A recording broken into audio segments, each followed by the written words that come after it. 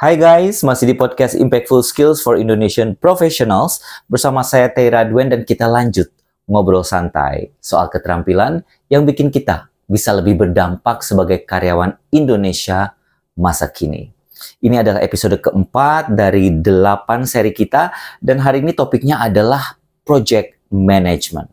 Kita akan membahas secara singkat tentang gimana caranya kita atur kerjaan biar rapi, tepat waktu, dan nggak bikin pusing. Siap? Yuk kita mulai.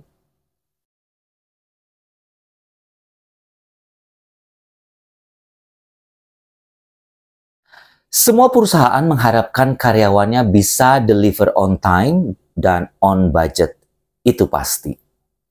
Mereka juga pengen kita optimalkan segala sumber daya. Itu mutlak. Belum lagi tuntutan komunikasi dan kolaborasi yang semakin tinggi. Itu terjadi. Apalagi dunia sekarang makin banyak mengandung resiko. Jadi kita harus pintar yang namanya mitigasi. Itu alami. Intinya perusahaan pengen kita bisa selalu selaras secara strategis dalam semua aspek sampai yang sepele sekalipun.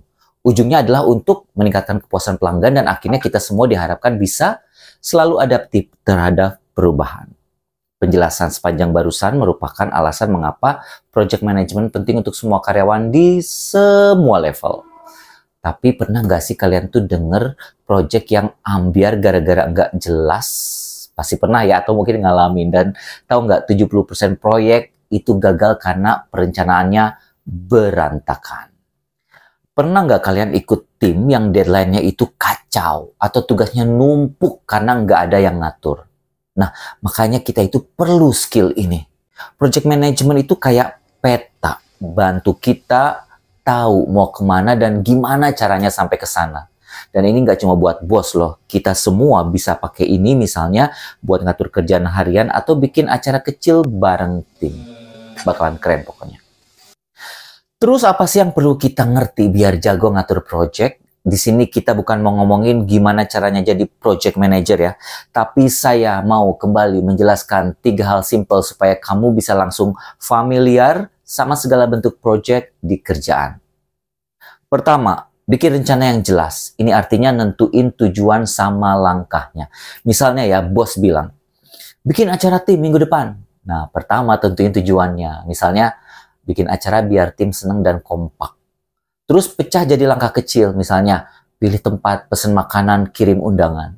Jadi nggak cuma, ya ampun, mulai dari mana nih? Tapi udah ada peta yang jelas. Kalau nggak direncanain nanti bisa-bisa tempatnya penuh atau undangannya lupa dikirim. Kedua, pantau jalannya. Bayangin kamu masak nasi goreng, nggak cuma nyalain kompor terus ditinggalkan, harus dicek udah mateng belum, garamnya cukup. Nah, di project juga kayak gitu. Kalau kamu bagi tugas, misalnya, Andi pesan makanan, Budi cari tempat. Cek sama mereka, udah sampai mana guys? Bisa pakai catatan di buku atau aplikasi simple seperti Trello dan lain-lain. Intinya, pastiin semua jalan sesuai rencana. Dan tahu nggak, di seluruh dunia, pabrik-pabrik tuh pakai cara ini biar produksi nggak molor. Dan kita juga bisa. Ketiga, selesai, deliver, terus cek ulang. Setelah project jadi, acara sukses misalnya ya, nggak langsung selesai gitu aja guys. Tanya sama diri sendiri, sama tim, apa yang oke kemarin, apa yang bisa lebih baik. Misalnya, tempatnya bagus tapi makanannya telat ya. Catat buat lain kali. Nah ini bisa bikin kita tambah pinter untuk ngatur ke depannya. Jadi, 3 langkah yang tadi, rencana, pantau, review, dan cek ulang, itu bikin proyek kita nggak cuma jadi, tapi jadi dengan mulus. Dan bayangin ya kalau kamu kerja di perusahaan manapun ya, terus bos bilang, ih keren deh, kamu bisa diandelin ya tiap bikin acara. Nah itu tuh karena kita ngerti cara ngatur seperti yang saya jelaskan barusan. Sebagai penutup saya mau bilang bahwa ngatur project itu soal bikin rencana yang jelas, pantau biar nggak lelet, dan review biar kamu tambah jago ke depannya. Dengan skill ini, kamu bakalan dianggap lebih rapi dan pastinya bisa dipercaya dong di kantor. Tantangan minggu ini, coba lihat kerjaan di kantor. Ada nggak tugas yang bisa direncanain pakai 3 langkah tadi? Misalnya, ngatur rapat kecil, pikirin tujuannya apa, langkahnya apa, terus gimana ngecek dan nge-reviewnya. Oke, segitu dulu aja episode keempat kita. Besok kita ngobrol soal emotional intelligence and remote collaboration. Bakalan seru. Jangan lupa like, share, komen, dan subscribe. Saya Teira Duen. Sampai ketemu lagi di Impactful Skills for Indonesian Professionals. Stay awesome.